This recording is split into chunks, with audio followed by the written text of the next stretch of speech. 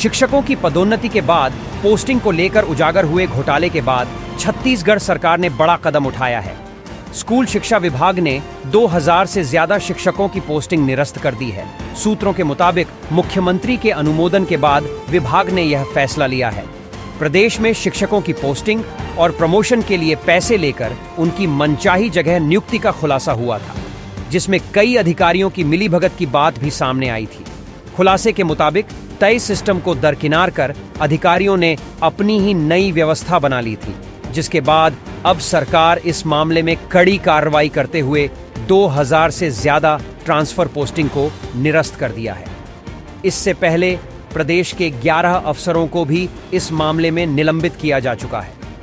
विभागीय सूत्रों के मुताबिक शासन की ओर से पोस्टिंग को निरस्त करने के लिए 7 पेज का ऐसा आदेश तैयार किया गया है कि शिक्षकों को कानूनी राहत की गुंजाइश नहीं के बराबर होगी। आदेश में पूरा विवरण लिखा है कि किस तरह अधिकार न होने और ट्रांसफर प्रतिबंधित होने के बाद भी जॉइंट डायरेक्टरों ने ट्रांसफर किए। इसमें 5 कमिश्नरों की जांच का हवाला दिया है, जिसमें सभी ने भ्रष्टाचार की पुष्टि की है। विभाग ने शिक्षकों से कहा है कि 10 दिन के भीतर पूर्व पोस्टिंग वाले स्कूलों में ज्वाइन करें, वरना उनका प्रमोशन निरस्त कर दिया जाएगा।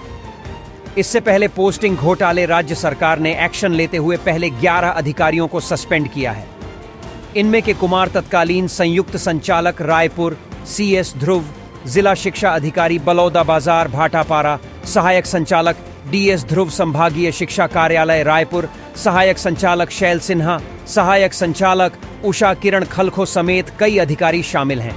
इसके बाद रायपुर संभाग के अलावा सरगुजा संभाग के हेमंत उपाध्याय प्रभारी संयुक्त संचालक सरगुजा को भी निलंबित किया गया है और फिर गरियाबंद के प्रभारी DO DS चौहान को भी ट्रांसफर पोस्टिंग घोटाले में सस्पेंड किया गया।